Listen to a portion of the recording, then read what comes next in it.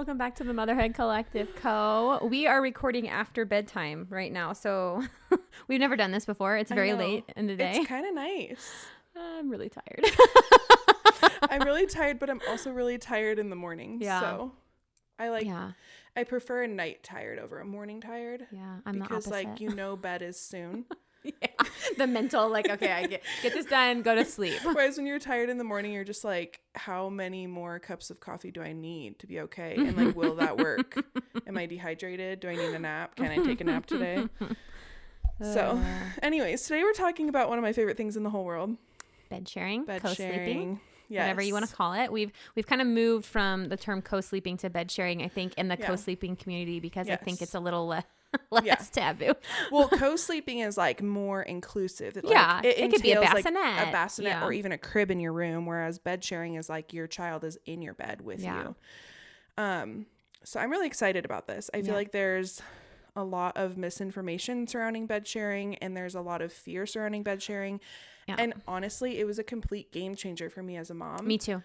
And I wish that somebody would have just told me this is okay. I know. I talk about it all the time on my page because had I seen another person doing it, I wouldn't have felt like it was a dirty secret that I'm sleeping with my baby. Yes. And you know what's funny was I have talked to, I think 6 people I counted this week, of all different ages. I had a church meeting with some friends, and there was someone whose kids were grown and out of the house, someone who has a 1-year-old. I mean, I've talked, and just so many neighbors this past week, every single one of them is like, oh yeah, I did that.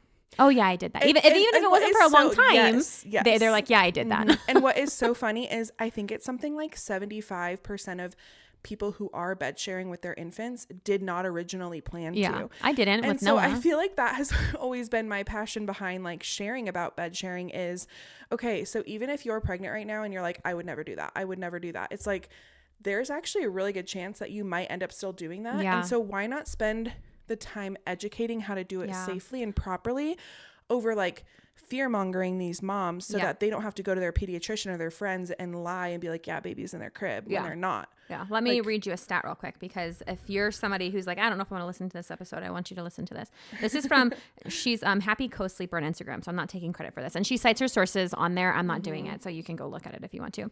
She says, I'm going to read it verbatim. It says, it's important to know that nearly half of SIDS deaths happen in a crib or cot. The other 52% of SIDS deaths happen while co-sleeping, but co-sleeping and bed sharing are 2 different things. So that's one stat.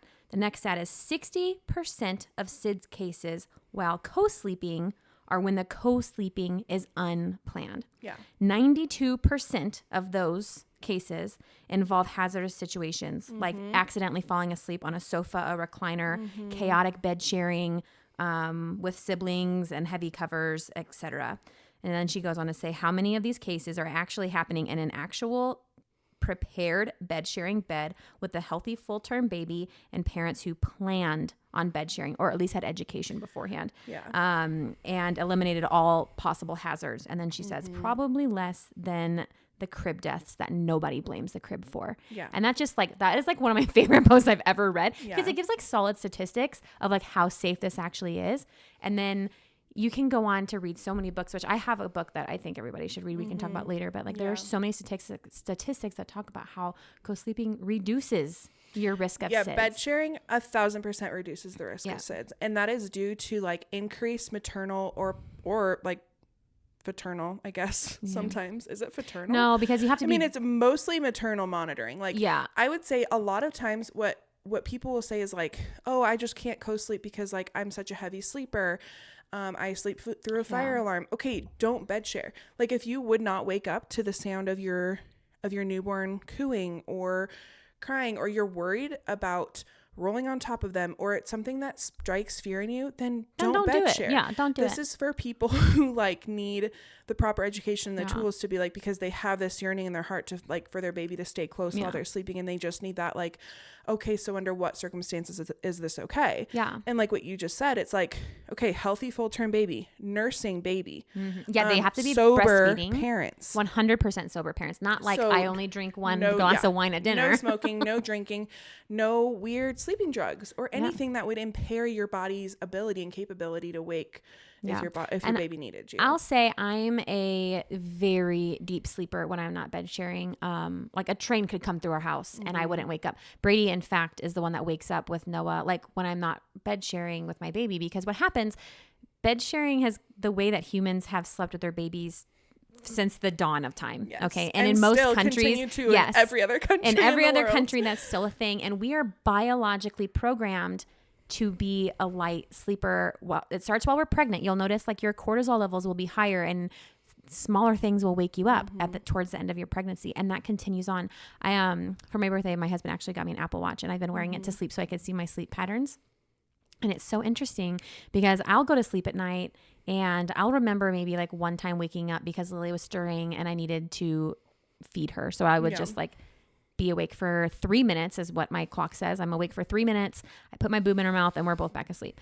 But it shows that I wake up like 6 times a night on average because you're not fully waking up. If your baby's moving or wrestling, like you have enough cortisol in your body that you will kind of come into a more awake state, adjust what needs to be adjusted, and then you're back to sleep and you won't even remember it. Yeah, I think that that's just God's design. I mean, I feel like if once again, like going back, if it's something that stresses you out and like makes you anxious, then by no means do that. But if you're somebody who wants your baby close to you, there's nothing wrong with that. And there's actually so many benefits for both mom and baby to bed share.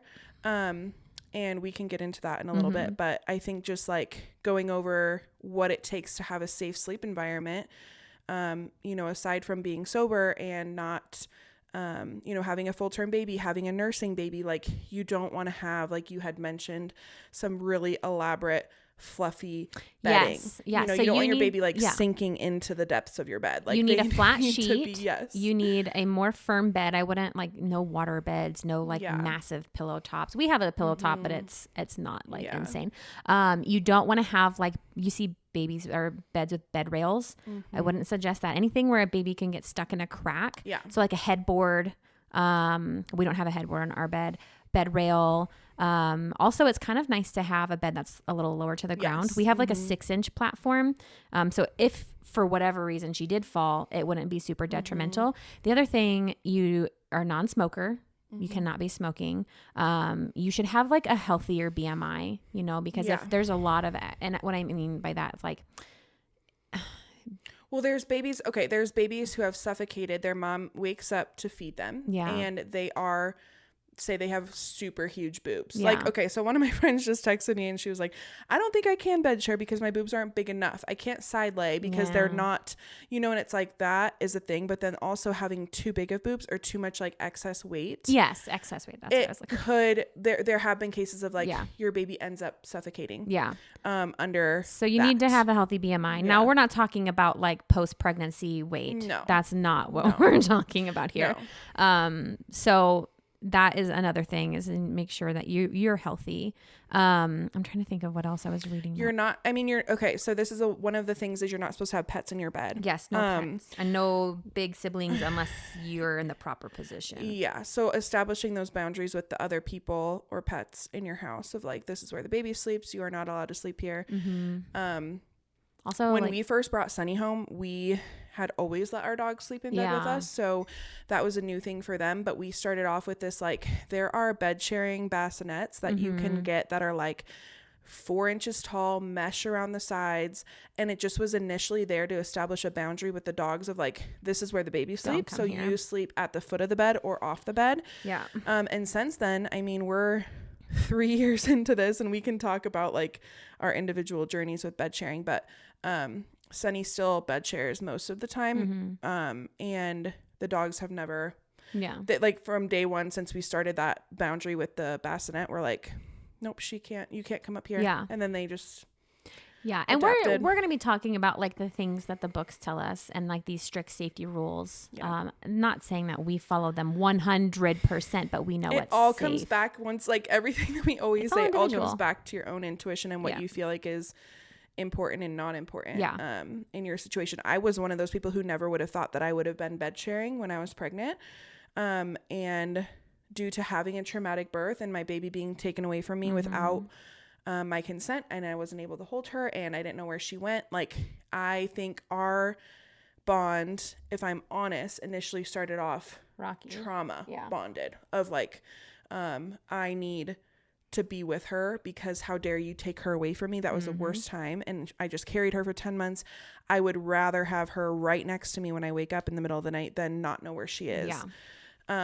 It brought me a lot of peace. And something Chase and I always say is like, we do not remember being sleep deprived. When we brought her home from the hospital, like she would fall asleep and we would wake up, nurse her, he would burp her, put her back down. And it was this very natural process. We were never leaving the bed. Nobody was walking to another room. Nobody was like bouncing and rocking in another corner. It was just like they're very easily settled back down when they're next to you all night. They don't even fully wake up. I mean, at least with they Lily, don't have to. They don't, because they're not going into this like full blown scream. They're just like no, they don't. With Lily right now, she stirs, and I wake up enough to position her to let her feed in a side lying C curl. She never actually wakes up, so it's really nice. Our bed sharing story was the opposite because I gave birth at the same time as all of my sisters-in-law, and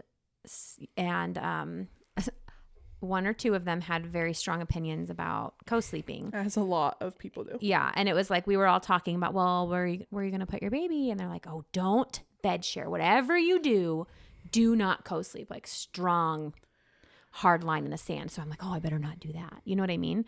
And Instagram at that point in time, which is so weird because it was only 4 years ago, you guys, was not like an information place. It was still a share your pretty picture place. So I didn't know anything about co-sleeping. You've all heard my birth story. If you haven't, you can listen to it. But again, it was kind of traumatic. And I bed shared in the hospital with Noah. Like I would not let him leave my body because I was not trusting of, the hospital. And I just wanted him next to me. So we kangaroo slept, which I can talk about that in a minute. But he slept on my chest while we were in the hospital. But we came home and I had a bassinet by my bed.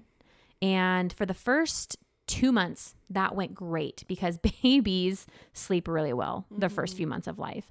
It's when they hit like 3 to 4 months when they progress into having actual sleep cycles. Human sleep cycles are only 45 minutes long, you guys. And as adults, if you like watch like sleep habits, you actually do come into a lighter sleep every like 45 minutes to an hour.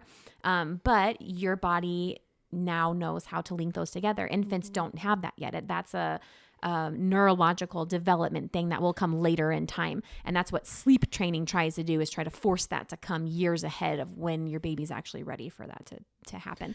But Noah started having that where he would wake up every 45 minutes and I didn't know to bring him in bed. So Brady and I would be up. I remember getting up with him in the middle of the night and I was still working. I would wake up the next day and I would have to adjust and I'd be in the office for like 10 hours a day with my baby strapped to my chest.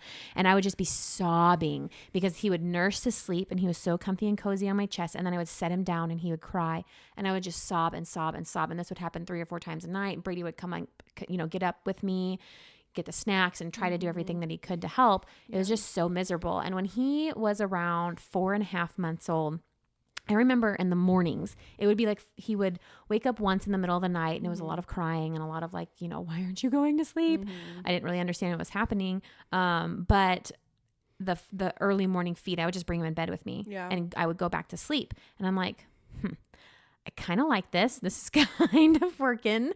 This is really great. It's safe. I mean, he's not doing anything. Like there's nothing happening that is like detrimental to him. He's in between us. He's sleeping so well. And then I finally just said, screw it. And I'm bringing him into my bed and I could not care less what my sisters-in-law think. And my life as a mother just did a 180. We started sleeping through the night. I was rested. And when you're rested, you're yourself again.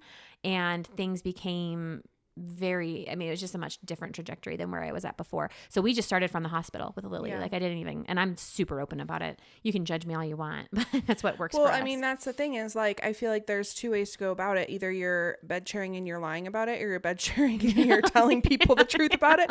And I feel like and this is something that I have a whole, highlight on my page about bed sharing because at the time I was very open about it because it was one of those things that I was like, if only people knew the truth behind this, it could be and so it was just happier. One of those things that you just hear about, don't ever do this, and like because I said so. Yeah. And when you really dive into it, you're like, but actually this was how we were created to sleep with our children and our babies.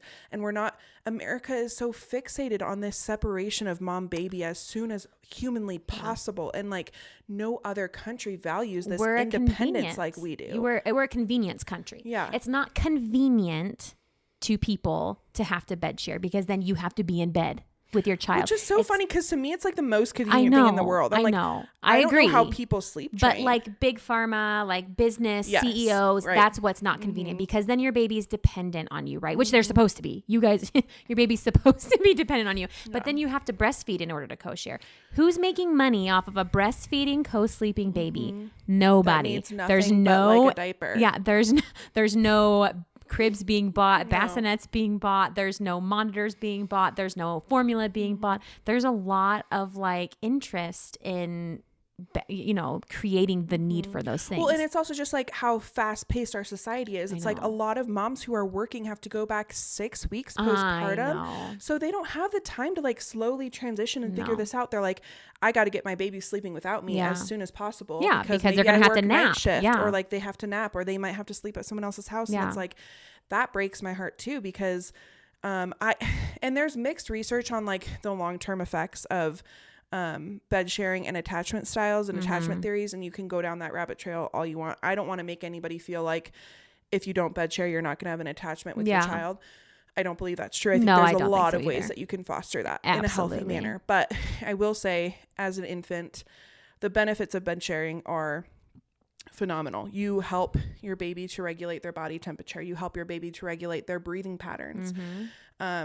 There is a decreased risk of SIDS when your baby is right next to you because you're helping regulate their breathing patterns and their body temperature. Yeah. And it's also just super like good for breastfeeding. It helps your supply. Like if that's something that is hard for 100%. You, is it helps your breast milk supply because baby is close to you. You have oxytocin flowing through your body like all night long, and baby is like right next to you to feed. And you're also, like we've said it like 10,000 times, but you're going to sleep better because your cortisol levels aren't rising to the point where you have to get out of bed because you heard your child screaming and you have to go nurse them.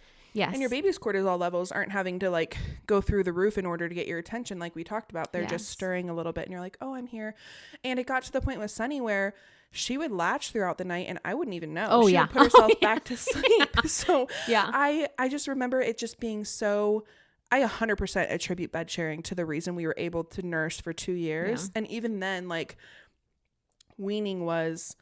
my body was still making a lot of milk. Like we could have kept going. She didn't start sleeping in her own room until 22 months, where we would at least like have her napping in her own room. And then we would start her off in her own bed. And then she'd last a couple hours and then come into our room. But I just think it's so funny because I think that there's so many opinions about bed sharing that are so judgmental and rooted in just like this perception that's not true. Like one of the biggest questions that I would get is like, you and your husband must not have sex. How do you and your husband be intimate? Yes. Okay.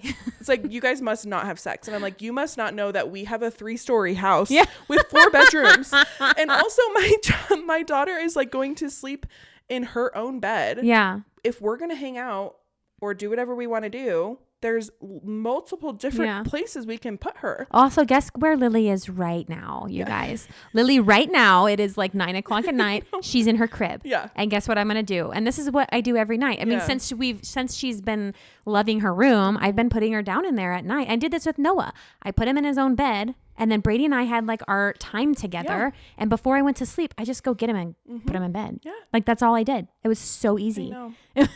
It really is. I'm like, wow, what a concept. But I do think that people, they have reasons for why they do or don't believe in certain things. And I think that's one of the things that people are like, well, you guys must not have sex. And I'm like, that is so false about bed sharing. I mean, I'm sure that it could get in the way of that if like you're going to bed with your baby every night and they can't like sleep for a couple hours without you. I mean, I'm not one of those people. I don't know how that would go. But, and then another thing is like, you know, would you blame yourself if something horrible happened? And my thought is like, I've never felt like I'm doing something more safe than when I'm sleeping next well, to go my back to those infant. statistics. Most babies, if you're talking about unplanned bed sharing versus planned bed sharing, most babies who have SIDS are passing in their crib away from their mothers. And I have so many opinions about SIDS, and I 1000% do not believe that it has anything to do with unsafe sleep. No. I think that is the minority of SIDS cases. And the fact that this is like one of the leading causes of death amongst infants, and it's called sudden infant death syndrome, and they have no reason why it happens, is complete BS. I'm not going to go down that rabbit trail right now, but if you want to talk to me about that, I'm more than happy to talk about it. I'm just very confident in what I know, and I know that bed sharing safely has nothing to do with SIDS. And there are so many research articles, there are so many books, there are so many accounts you can follow to learn how to do this, and we're going to give you some resources before we end this podcast episode. So you're not just hearing it from us, you can go hear it from a lot of people, doctors, and actual printed research. I have an article for you guys and some books. So no, I'm just passionate about it because I feel like it's one of those things that's so like scrutinized, and it doesn't need to be. It's the natural way of things. It is. In every other country, everywhere else in the world, it's just so normal. So let's get into safe co-sleeping. So something to know, like bed sharing starts in the hospital. And what is so interesting to me is the term kangaroo care. Every NICU nurse that is listening to this knows exactly what I'm talking about, because that is what they recommend while your baby's in the NICU is kangaroo care. So when I'm talking about kangaroo care, your baby is on your chest. Okay. They are chest to chest with you. Their shoulders are level on your chest. Their head is totally turned. So their cheek is laying on your chest. And you have something wrapped around their body, not their neck, not their head, but something wrapped around their body very loosely so they can't rotate side to side. Okay. And I have a research article here that I could just give you the name of it. It's called Infant Assessment and Reduction of Sudden Unexpected Postnatal Collapse, which is like, I think this was an Australian, it's their version of SIDS, risk during skin to skin contact. And it goes on to say this whole thing is like to encourage the use of skin to skin contact with all healthy term infants during the first 2 hours of life throughout their mother's postpartum hospitalization for an easy, rapid, basically they're saying like, this is what makes healthy babies. And they have a whole section here about preterm and, underweight babies, how important it is for that skin to skin contact. So I can, if you want, message me and I'll send you this article. I have it on my phone. But in this article, they list like the safe positioning for skin to skin contact while you're in the hospital. So the face can be seen. The head is in the sniffing position. So again, their cheek is laying on your chest. Their nose and mouth are not covered. The head is turned to one side. The neck is straight, not bent. The shoulders are flat against mom. They're chest to chest with mom. Their legs are kind of flexed. So their legs are like in an M position, kind of like when you wrap them. You're a little upright. So you're not doing this laying completely flat down. If you're in the hospital bed, you've got it propped up a little bit, or you're propped up with pillows. You're covering their back with a blanket or like a really loose swaddle if you're going to tie them to you. And then, there's some supervision. Like in the hospital, you're going to be supervised. Nurses are coming in at all times of night. Like, don't worry, you're being watched. But I did this. I think this is a really great way to co-sleep with your newborn infant too when you first bring them home. So this is how we slept in the hospital with Lily. I was just kind of upright doing those exact same things. I didn't read that before I did that in the hospital. I just did that off of instinct, right? You're going to do that off of instinct. Yeah. Just like we brought a swaddle blanket and I just had it over her and she slept right between my boobs. You know what I mean? Yeah. And we did the same thing when we came home for like the first 2 nights. I was just kind of propped up on a pillow and that was what was comfortable for me. Yeah. And I think you mentioned another like good point in there without knowing it. It's like the swaddle thing about bed sharing. To keep bed sharing safe, you're never supposed to swaddle them because they need to have the ability to roll if they want to. They have to be in light clothing. Lily sleeps in a diaper. Both of you in light clothing or no clothing. Yeah. And really light like sheets or anything like that. So when Chase and I were bed sharing with Sunny earlier on, we didn't have a comforter. We had a mattress with a sheet over it, and then we each had our own light blanket, so nothing was going over her. And then she would be in like either some kind of onesie depending on the temperature.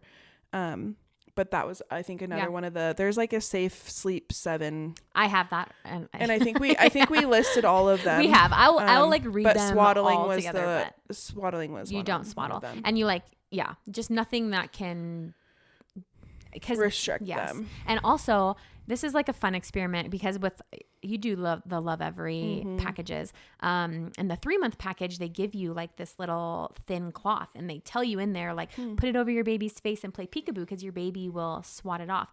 I don't know if you've ever seen a baby that has their face covered. They hold their breath. That and they kick their hands and feet. It is like a defense mechanism. They take their hands and their feet and they are swatting stuff off of them. They're fighting. So like they can't be swaddled. But also if their face is covered in the middle of the night, you're going to wake up. Yeah. You know what I mean? Like that's what I was like, that's what I was sharing on my page when I did a Q&A about this a long time ago. Like people were like, aren't you just so worried? And I'm like, no. Have you ever watched your baby's ability to like get themselves out of those situations and your motherhood intuition of like, oh, my baby is like wrestling right now in the night. They need my help. And I think you said it, like there's just this awareness that is birthed in you when you know your infant is right next to you.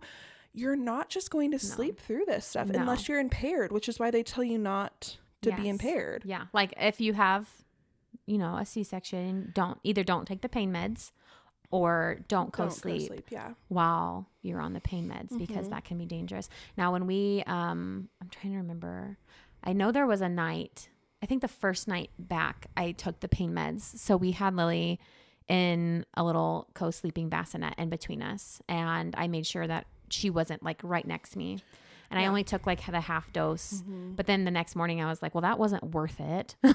I want my baby back on my chest. So I just stopped taking the better pain meds. Yes. Much better pain meds. So yeah. But I feel like I also hear a lot that like there are spouses that are not on board with co-sleeping or bed sharing. And I think that can be really hard, at least from people that I know in my personal life. The reason that they have not bed shared, or maybe they've cut it off prematurely, is that like their husband's not okay with it. Yeah. Which would be really tough. Yeah. If you're Brady, wanting to do that. We stopped with Noah at a year. I could have went my whole life because I grew up, which is funny. I don't have like a super secure attachment with my parents. But I did grow up in their bed. I know that because I remember my little sister, I was 3 years older. I remember my little sister's bassinet in the room and I was in their bed. And up until I was like 12 years old, I would go in my parents' bed in the middle of the night. That's just kind of our normal lifestyle. Yeah. So like I was totally prepared to just like do this forever. But we were in a queen size bed. Noah Lily is too, a very wiggly sleeper, and Brady's a very light sleeper. So when Noah turned a year, I had to make a compromise. Yeah.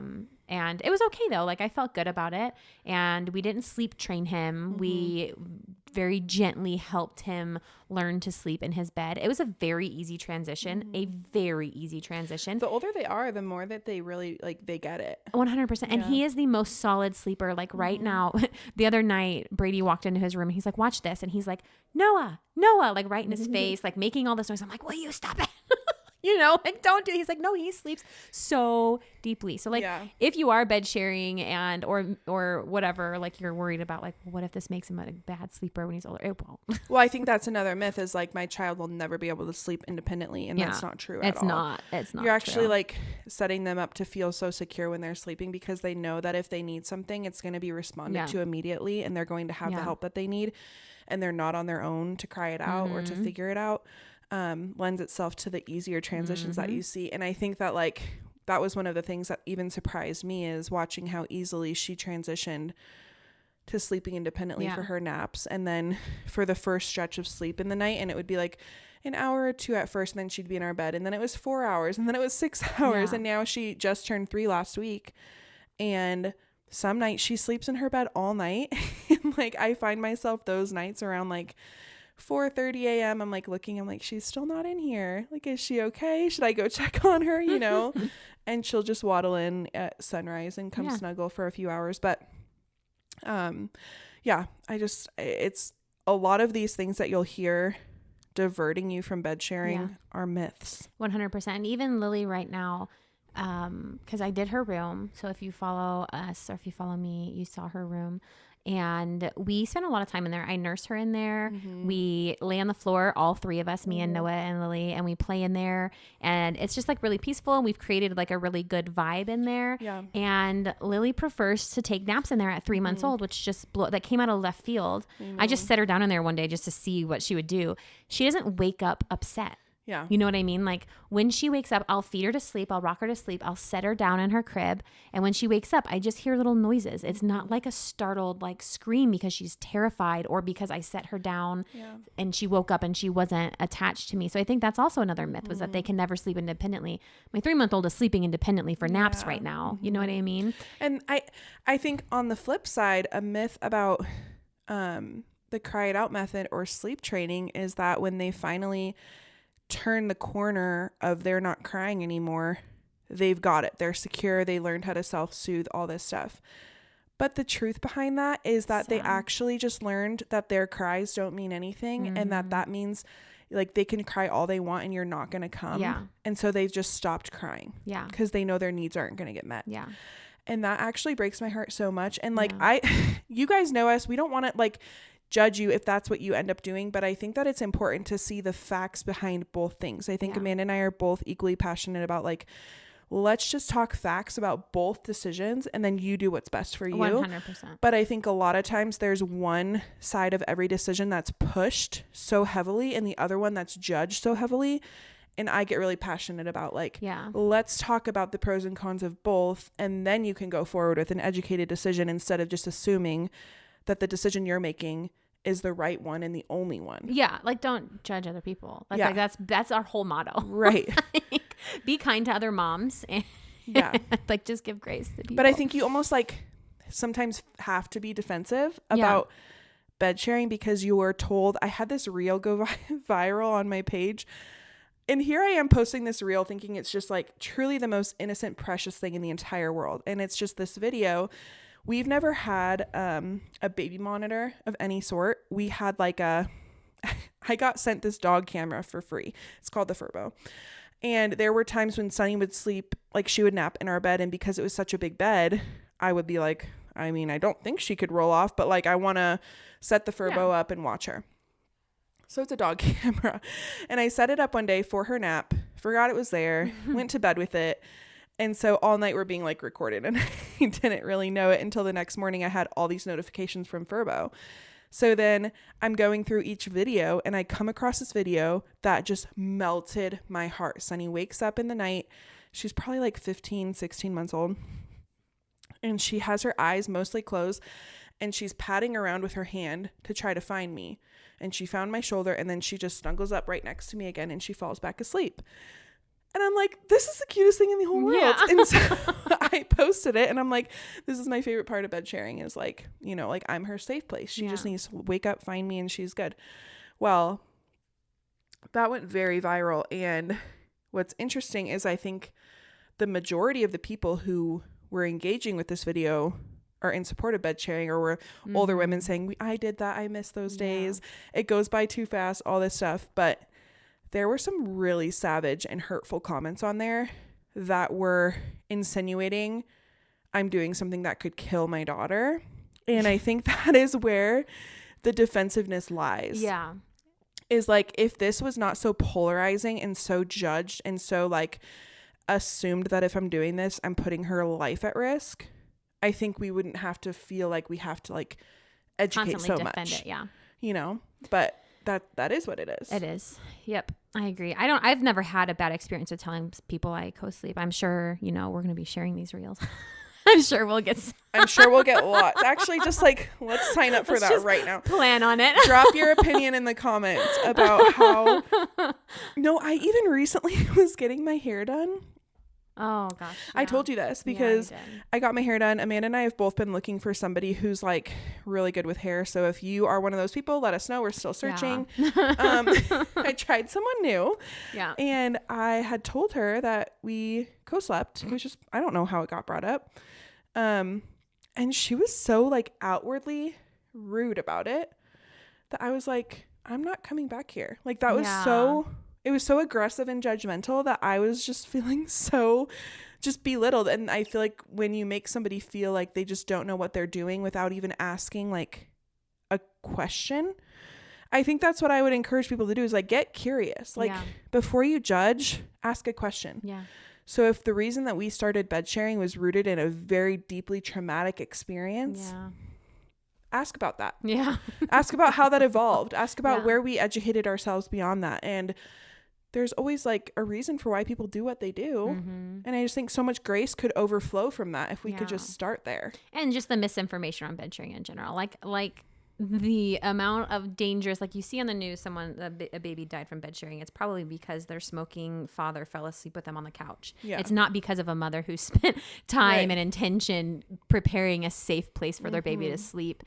And that's not what you're seeing. That's not, it's just not. Yeah. There's less babies are in danger that way than they are sleeping in a swaddle in their crib. I know. That's just the facts. It is. And you can't argue them. I have statistics for you. Yeah.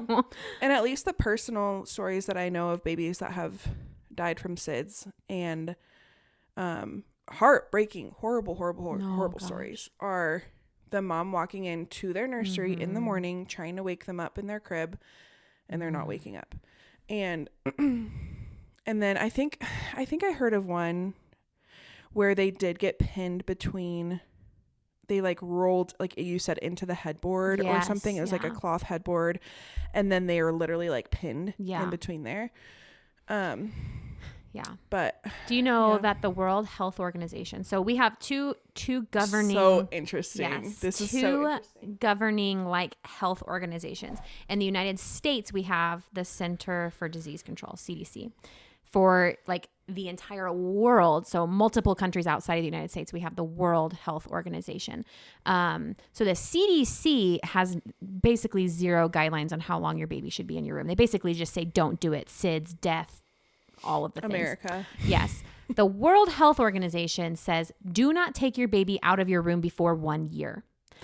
And they recommend nursing for 2. Nursing for 2 full years. But again, in America, we don't have the systems set up to support moms for that. So instead of creating the systems to support moms for that, we just say, just 6 months. Yeah. But the World Health Organization recommends to the mothers of the world and also the American Pediatric Society or Academy recommends having your baby in your room for a year. They don't necessarily recommend bed sharing. They say like in a crib in your room, but like everybody in the entire planet besides our small country wants you to have your baby in your room to reduce, and the reason they will say is to reduce the risk of SIDS.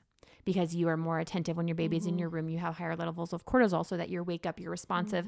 If they make a noise, they can't breathe, they stutter in their sleep, you're up and you're checking on them. Yeah, they're not going to like puke and swallow and inhale their vomit because you're right next to them. Exactly. And Jessie and I both, like Jessie is still co-sleeping with her daughter. I did it for a year and Noah still ends up in her bed if he's got like a nightmare or something. Co-sleeping can look like you did it for 3 weeks and you co-slept, and I'm so proud of you, and you created such good attachment with your baby for those 3 weeks. Like it is not like something that has to fit inside this box. Because it doesn't work for everybody. It doesn't. No, it really doesn't. Like I know that there are people in my life who really wanted to bed share, and for one reason or another, it just didn't work out. Yeah. Like my friend who texted me, she's like, my boob is not big enough. I tried a side lay and there's nothing for him to grasp onto, and it's just maddening. And it's like, and my sister tried so hard with her son, and he was just so grunty and gassy that he was just like keeping her up all night. That's Lily. Yeah, she wakes me up a lot. That girl sleeps through the night, but I wake up quite a bit. You know what? That's funny. Sorry, total side note was like Noah hated to fart when he was a baby. If he had gas, this kid was so upset and he did not like the feeling of passing gas. Yeah. Lily will be in the middle of the night and I'll kind of feel her moving around and I'll kind of raise a little bit, like wake up a little bit. And she will just lift her leg and let it rip. And it sounds like a full grown adult in my bed.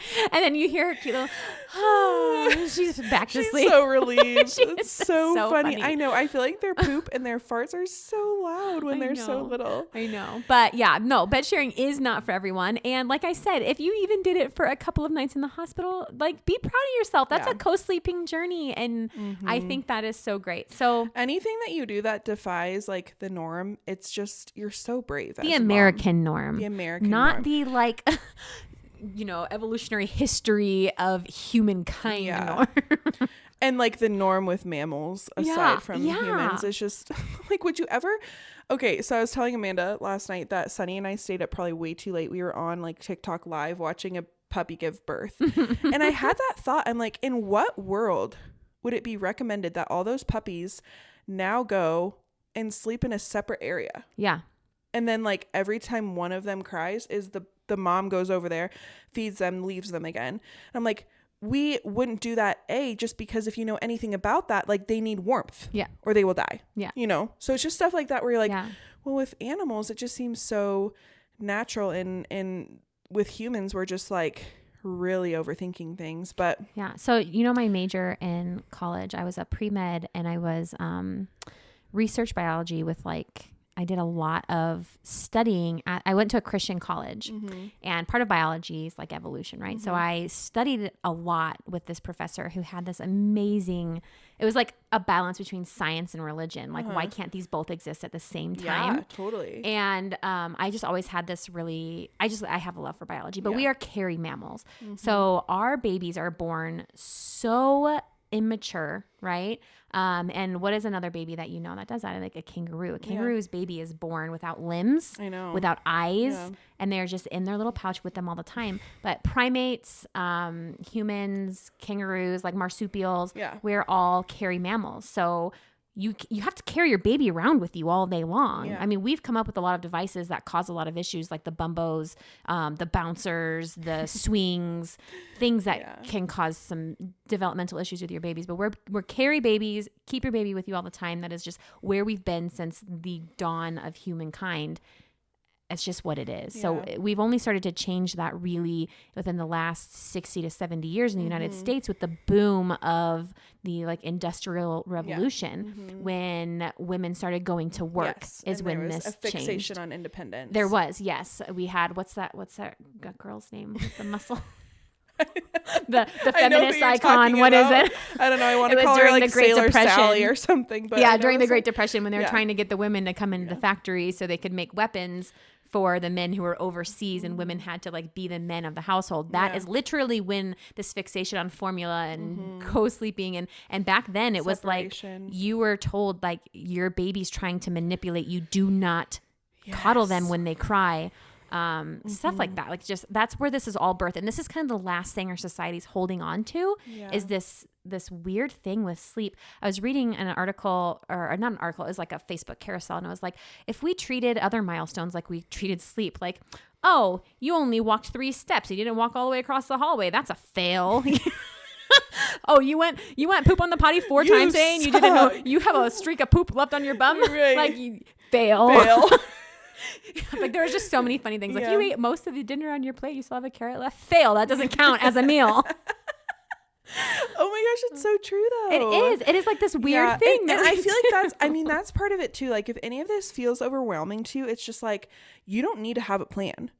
Like I think that's another part of our society that is so interesting. And I know that you agree with this. I don't know how our listeners feel, but like when you're bring this newborn home and then all of a sudden you need to like track, like people track their sleep and their nursing, oh gosh, and how long and which side and all this stuff, and it's like I think we get so fixated too on schedules and plans, and like what if we just slowed down enough to be like, wait, I actually don't need to have a plan, this is what's working right now. What I did with Sunny is I just squeezed both my boobs, which one feels more full, okay, that's the one we're gonna nurse on, and it worked for us. And I think that like when we can, I think that part of why new moms are so overwhelmed is because there's all these gadgets and there's all these things that are told, like, okay, so type in how long that they nurse and type in what kind of bowel movement they had and type in when they peed last, and if that brings you peace, go for it. But I feel like that can lead you to more anxiety. Probably is leading you to more anxiety. And so I would just say when it comes to bed sharing or sleeping, don't have a plan. No. If that's working for you right now, ride with it. And if it gets to a point where it's not working for you or your husband or your household in any sort of way, divert and find another norm.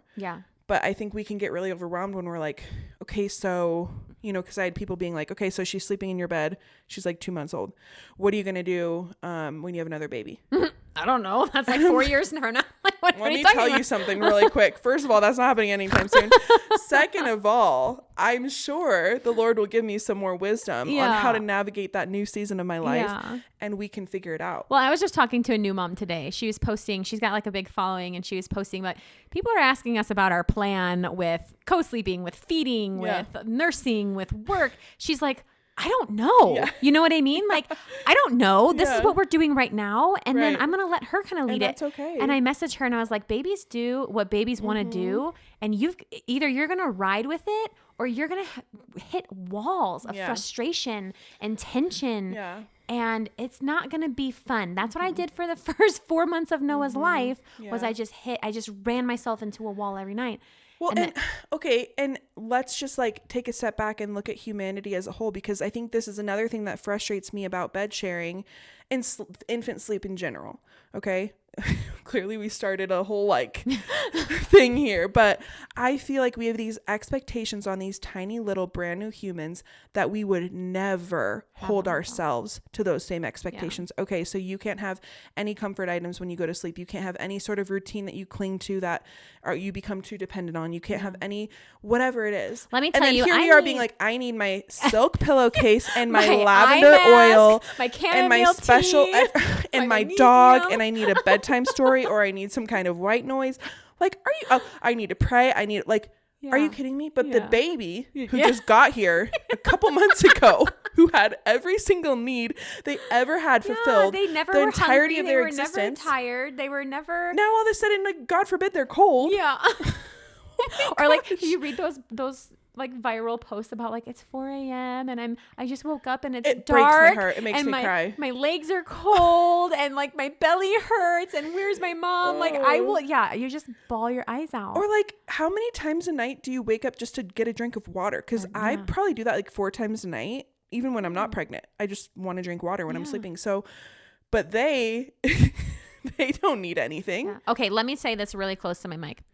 It is not biologically normal for babies to not eat during the night. Yeah. It is not. They are growing at a pace in their first year of life. 60% of their brain development happens within the first year of their life. Mm-hmm. They are growing. They will never grow that fast again. They need calories. Yeah. That's okay that your baby needs calories. Whenever somebody asks me, is she sleeping through the night? I want to deck them in the face. Yeah. I will not. I refuse to answer that question. I absolutely refuse. Right. I'll just say, I don't know. Or she sleeps great. We're rested. Right. I will not answer that question because like you obviously are not educated enough. Well, we value the wrong things. Like you said at the beginning of this conversation, we value convenience. And what's convenient? Having a zero transition between like before I had a baby and after I had a baby. They just sleep through the night and it's just like no big thing. Yeah. It's also biologically normal for them to wake throughout the night, and that actually prevents SIDS as well. Yes. It is like ingrained in them as tiny babies from the Lord to wake them and wake them and wake them and coax them. And okay, now we need food. Okay, now, like that's part of what they need. It's actually not normal for your 4-week-old to be sleeping through the night. No, it's not. It's not. Like, I remember one of the first nights in the hospital. This is like new parent moment. Sunny slept through the night. And the nurse came in and she was like, we're like, yeah, she slept through the night. And they're like, that's not good. Yeah, she needs to eat. Like, we need to test her glucose levels. Like, she might not be okay. Yeah. And we were like, oh my gosh, nobody told us. Yeah. So if, it kind of sucks to hear because I'm sure you are sleep deprived if your baby's waking throughout the night. But girl, you're sleep deprived if you're a mom. Yeah. I don't care who you are. Right. That is part of motherhood. Yeah. Just get it in your head. If you're pregnant right now, get it in your head. Mm-hmm. You're going to be tired. Yeah. It is like, this is the season for having bags under your eyes, guys. And it's okay. Yeah. Nobody, I mean, okay, calm down. I remember during that time with Noah, and it gets me so emotional. I thought I was failing. Yeah. I thought I was failing because I would go with my sisters-in-law and I would hear about how rested they felt. They were lying. Mm-hmm. At least the one I'm thinking of was Everybody's lying. They were lying. And that did so much damage to me as a mother. Or I would get online, right? And you see the one mom, and I'm not saying you can't do this, but you see the one mom who just brags about I just got a 9-hour stretch. That might have been her only 9-hour stretch in the last 6 months, and she was happy about it. Please, you can post about that. That's okay. Yeah. But maybe I would see 3 moms do that a day, and I would just sit in bed and cry and pray to God, like, what the hell am I doing? Yeah. Why isn't this working? Why am I so bad at this? Yeah. And I would feel so inadequate. Yeah. So please, just know, Yeah. no babies sleep through the night. You're not a bad They're mother. supposed to wake up. Yeah. And you're supposed to be tired right now. Yes. And don't make other moms feel bad. No, Like, please. I know. I say it all the time. I refuse to get online and talk about Lily's sleep patterns. Yeah. I won't, because I know that there's another mom out there in the middle of the night just up all sobbing night. and she's Yeah. looking through my stories. And the last thing I want her to see is Yeah. my baby just slept for 9 straight hours. Right. And she's, that. Well, I mean, and like you've said before, like it has nothing to do with how good of a parent you are or how good of a baby you have, or like it's usually just completely random and probably doesn't happen more than once in a blue moon. Yeah. And sleep is this weird thing. It is the first time in our child's life where we start taking credit for things that we don't own. yeah. You have nothing to do with the way your baby sleeps. Right. I'm sorry. You can be paying for all the courses. You can be doing all the things, but your baby's sleep journey is their brain development, which you have absolutely nothing to do with. Yeah. So you taking credit in that is just a long cycle of you taking credit for their life accomplishments. Yeah. And that's just what it is. We do that in America. It's so weird. I know. My baby went to college. That really doesn't have much to do with you. It's their choice. You know what I mean? Yeah. Like, we don't sit here and blame ourselves when our kids grow up and they're in jail, right? Why are we taking credit for their We might. sleep? I don't know. I know. I don't know. I didn't go to jail. I don't know if my parents would have done that, but You might wonder if you did a few things wrong. Yeah. No, I mean, yeah, you're so right. It's the toxic mommy culture that, like, I hope we never add to on our No, I podcast. don't I wanna hope do that, that. like, everything that we say comes from a place of, like, passion, but also grace, and that there is always a door of permission to disagree with us and to still be around us, and that we truly only want to advocate for, like, what is best for you, your baby, your family. And something that I tell new moms all the time, they're like, oh, I like that because you stress over all the things that you need. And whether or not you believe in the Lord, I will tell you that this is how I like to think about babies and kids. I feel like the Holy Spirit gives you instructions individually for each kid that you ever have, and every kid that walks the face of this planet. So what works for my kid isn't going to work for your kid. Ask the Lord what works for your kid. And I think that this kid is going to have a different set of instructions from the Lord than Sunny had. 100%. And so we follow those according to the Lord. And every time somebody asks me, why do you make the decision you did about Sunny in this regard? Because he told me to. Yeah. And if you can back it up by the Lord himself told me and gave us peace about this decision for our family. No one can argue that. And no one can make it seem like, okay, then that must be what's for my kid. No, he might have something completely different for your kid. Yeah. And if you think he's not going to give you instruction, it's not really your kid. It's his kid. Yeah. He cares so much more than we even do. That is his child. That is his pride and joy that he is giving to you. He's passing the torch to you to say, take care of this for me. I created this human. Let me tell you how to operate them. Yes. Let me tell you what works and what doesn't. Manual. Yes. And that's honestly the biggest, like, reasoning I have behind every controversial decision we've ever made regarding Sunny. It's like, I don't know. Yeah, we make lots of controversial decisions for our kids. We do. Yeah. And it's not about me. It's not about me. And it also takes the pressure off. Like, it's not about me, and I'm not at fault if this doesn't go the way it's supposed to, because he is the one guiding and directing our lives. Yeah. And he is the one that is going to continue to do so, whether or not this works or this doesn't or this doesn't. We continue to look for him in every single decision, and he's not going to lead us astray. Like, the Holy Spirit guides us into all truth. That's what the Bible says, all truth. There's no end to all. That means all encompassing. That means every decision. That means he cares about every single moment of our lives. Our kids are not an exception to that. No, they are like the pinnacle of that. Yes. Yeah. Okay, let's get into some books you can read, because there's a I know, Amanda and I are like both sweating because we're just like so passionate about this. I know. I texted Jesse this morning. I was like, should we do the bed sharing episode today? Or maybe that's not a good idea this late at night. I know. We'll see if it was or not. Okay, so the guy in safe bed sharing is Oh, I should have had this pulled up. I'm sorry. That's okay. I'm going to eat a chocolate, so I'm not going to talk for a sec. Okay, that's fine. Okay, so the guy that any co-sleeping page you follow or any doctor you listen to that advocates for safe bed sharing will talk about is Dr. James McKenna. Okay, and he wrote the book Safe Infant Sleep. So I want you to get that book, Safe Infant Sleep. Now and he calls it breast sleeping because again, you need to be breastfeeding to safely co-sleep. And the reason why is because when you're breastfeeding, your baby has the nuzzle reflex. Their face is always up. Their head is always pointed towards your breast, right? So they're never going to be like suffocating in the covers because their face is by your boobs. So here are his do's and don'ts. His do's: ask your partner or anyone else sharing the bed if they are comfortable with the baby sleeping there and if they're willing to share. So like have a conversation with your husband or whoever it is in your bed and make sure that they're okay with it.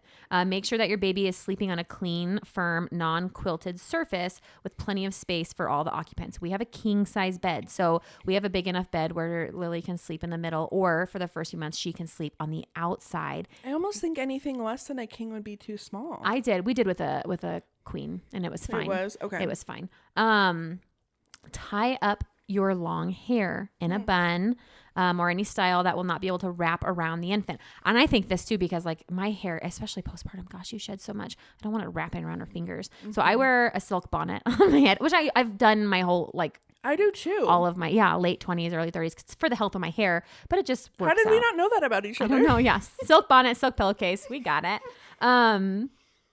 Thoroughly check for any gaps or bars that may cause entrapment. So that's the gap between your bed and the wall, the gap don't do bed rails.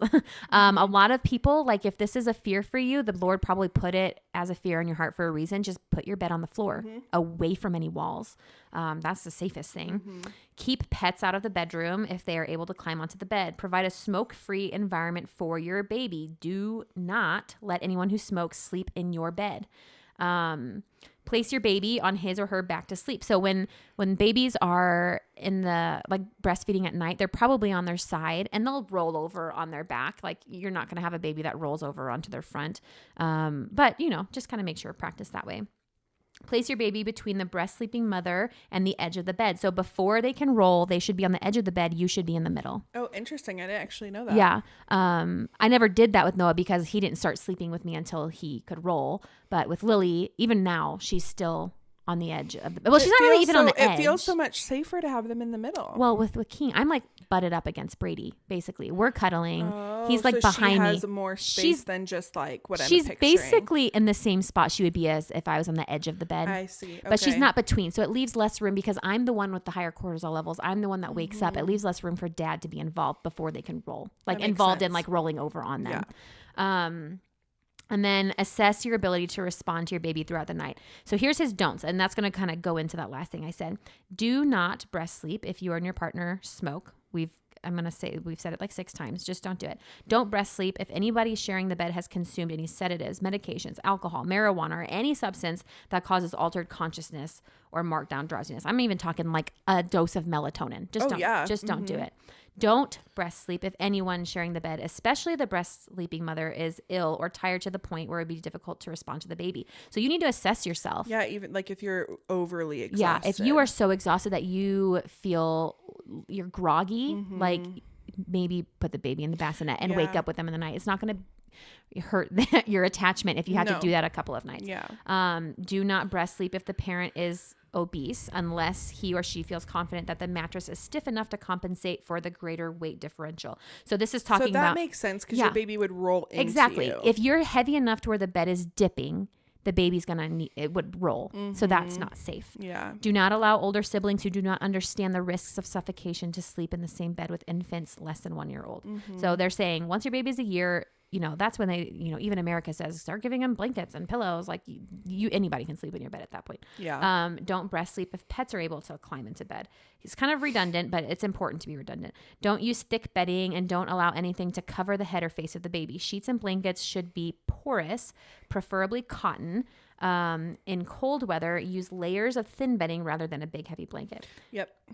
Don't dress your baby too warmly or set the thermostat too high. If you are comfortable, your baby is too. Remember, close bodily contact increases body temperature. So Lily's naked at night, and so am I. And I can't imagine having a stitch of freaking clothing on because we get hot. I can't sleep with clothes on ever. No, I'm the same way. I've been naked since I was like, I can remember a kid. So funny, both of us naked with our silk bonnets. And I have a big eye mask to protect we were my destined lashes. to be best friends. Do you have one? It's like What is like that? it's like an eye mask, but it's like cut out, so my lashes are protected while I'm sleeping. Oh my gosh, I'll have to that's show what it I to you need for you. next. It's so great. Adding to my Amazon cart. Never leave your long hair down or wear night clothes with strings or ties. You can just be naked and wear a silk bonnet. You'll be fine. These pose a strangulation risk. And then the last thing is never place babies alone in an adult bed. Babies should be sleeping under supervision, so monitor them. And then also in his book, I want to point out, it says a study ran by Dr. McKenna showed that 60% of mothers woke up within plus or minus 2 seconds of their infant arousing. Okay. Yeah. And 40% of infants woke up within plus or minus 2 seconds of their mother arousing. Put simply, mother and baby are hypersensitive to what the other is doing, even during sleep, and they tend to rouse together. This is why bed sharing is a prevention for SIDS. Okay. That's all I had to say about that. So that book again, Safe Infant Sleep by Dr. James McKenna, is a very solid resource if you're pregnant and you're just maybe wanting to prepare your mind for the possibility of bed sharing. Pregnancy would be the best time to start researching something like that. I mean, it's like, I'm sure you've seen posts about this, but we spend so much time researching like the right car seat and stroller and or just like picking paint colors for the nursery. Yeah, that kind of stuff. And it's like, wow, are we really looking into the things that are going to be keeping us up at night? You know, it's not going to be the car seat or the stroller. No. Like, how are we going to sleep with our kid? And a plethora of other decisions that I feel like are really important. And so it's just like, put your time and effort and energy into reading those kind of books and preparing for that kind of thing while you're pregnant. I mean, I wish I would have done that with Sunny. Me too. I just had it so in my head. I'm like, of course she'll sleep in the bassinet. That's just what babies do. Yep, me too. But it's not what babies do. And it might not be what you want to do. And part of parenthood is like just you're rolling with punches, literally, like for their entire life until even into their adulthood. Yeah. They're always developing and changing, and they're going to be coming to you with new problems. And as an infant, it's going to be, for sleep is going one way for 3 months. And then you hit the 4-month sleep progression where they start having sleep cycles and everything is relearn up in the air. Everything. Yeah, you've got to and this is going to happen throughout your parenthood. So just like being prepared for multiple options, I think is good. I wanted to leave you guys too with some accounts to go follow on Instagram. So, good one. Yes, because again, Instagram is now a place of information, Totally. and these 100%. are actual certified like sleep consultants, and I think the information is great. So, happy co-sleeper, that's just one word. Co-sleepy, that's just one word. Resting_in_motherhood. So, resting in motherhood, words are separated with underscores. A happy slumber, a happy slumber, one word. The not so tired toddler. So she talks about bed sharing and like attachment style parenting with sleeping in toddlers. I think she's great. And cozy baby sleep are the ones that I follow that I've found like some really good value in. Yeah. And I think that like, the last thing that I'll say too is just, co-sleeping with your infant is one thing. Co-sleeping with your toddler is a whole nother thing. And I will say that like, as much as I loved co-sleeping while Sunny was nursing, I love it more now that she's not. And so I just like always like to be the mom that's like, just wait, this gets better, this gets better, this gets, because I truly believe things are just like always getting better. And they're always like, there's a new beauty in every transition. And I thought that like weaning her from nursing inherently meant that we can't share a bed anymore. No, not when they're that old. But it's almost like sweeter because she's not there for the milk. She's just there to snuggle. And it's like, it's just such a special time to hear her little voice, like her little feet pitter patter in her little voice, be like, can I snuggle? Can I snuggle? And I just like, every time I start to think like, because there were nights where it's like, my arm fell asleep all night, like hugging her or whatever. I just think like, this time is so fleeting. It is. And there's going to be a time where she goes into her room and she slams her door and she's like, get out. I want my space. Leave me alone. And I know that I'm going to be so grateful that I just let myself do this right now. You know, Chase and I's marriage is fine. He still loves, like, when she comes to snuggle as well, which I'm grateful for, because obviously if he had a problem with that, we would have to stop. But yeah, I just like want to leave that hopeful little thing in there too. It's like it just gets better. You don't have to stop when your baby stops nursing, and you don't have to stop when someone tells you to stop. No. I think if I hadn't had miscarriages, I think I would have still been nursing Sunny, because she loved it so much. I know. But that's not the norm in America either. Even though other countries, like 5 and 7-year-olds are like regularly nursed, and I know that your initial reaction to that was like, ew, why? Yeah. You know? No, like, why? When that's the norm everywhere else. Because society wants women back in the workforce. Yeah. That's it. You're the only, let me tell you.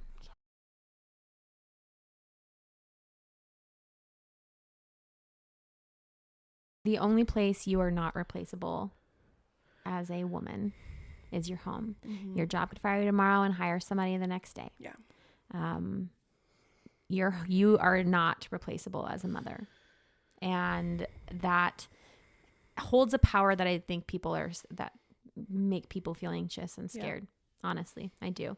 You have the most influence in your home, and I know not everybody can like be home with their kids all the time, but just what I'm saying is like, just listen to your intuition and screw the American government. And well, our culture and our society is so anti-family. It is. And anti-mom and anti-connection, and everything is more important than family. I feel like that's changing, honestly. I hope so. I mean, I feel mood about it, like on Instagram and like the places where we kind of exist now, which is so weird that we all exist on Instagram. I know. But I feel like that mood is really changing. So do what you want to do. And if you have questions, like specific questions, we always say reach out to us and we answer them. And those accounts are great. And there's like even diagrams of how to co-sleep with your children. Like if you have multiple children, where should mom and baby and older sister and baby or dad be? And so like there are resources to help you do this. And if you're a mom right now listening to this and you were sobbing last night because you don't understand why your baby's not sleeping and you would like some guidance, like I will voice memo you all day long. Reach out to us at themotherhoodcollectiveco.com. And if you like video content, get to our YouTube, because we are now posting our podcast on our YouTube page. We would really love subscribers to that. So it is the Motherhood Collective Co. on YouTube, the Motherhood Collective Co. on Instagram. And we sold out our event. So I know. I'm so excited about we like sold over. I know. I fell asleep with the link up and 2 people registered while I was sleeping. So we oversold it a little bit, but it's going to be. That's okay, because I'm sure there's someone who will get sick or whatever. But we're really excited about that. It's going to be a fun time. We have like so many dreams and plans for how we want to like take events in the future. And getting to a point where we can both be consistent is like our hope. We're just working around babies. We had a very surprising year, to say the least. So we're trying to figure out like our new norm navigating this, but I'm really excited for even what next year is going to hold. When we're both like out of the newborn phase and we have more capacity to like pour in, because it's going to be so fun. I feel like events were like kind of our biggest pull when we first started this. It was like, how can we actually get together and like have fun? And like give moms people to relate to. Because I think at least I was very lonely in motherhood for a long time, and I just don't want other people to feel that way. So all right, well, hopefully this wasn't too aggressive. Hopefully it didn't get you too riled up. Don't listen to this episode at night. I know, right? We're like sweating, ready to go on a run. Hopefully we don't get too many unfollows. You know what? I feel like at the end of the day, we obviously like want to cover everything in as much grace as we possibly can, but we also are like 2 moms who have had to navigate the trenches of judgment. And so if we are like pulling for that other side that gets judged, it's because we were judged. And we I feel are literally trying to be the moms we wish we had in our lives. Yeah. Just giving you permission to follow your gut and your intuition. What is it saying? Follow it. Don't listen to all the people that are telling you that it's wrong, because there's a reason you're drawn to that decision. So that is what we will leave you. Yes. All right. That is always our heart. Absolutely. We'll see you guys next week.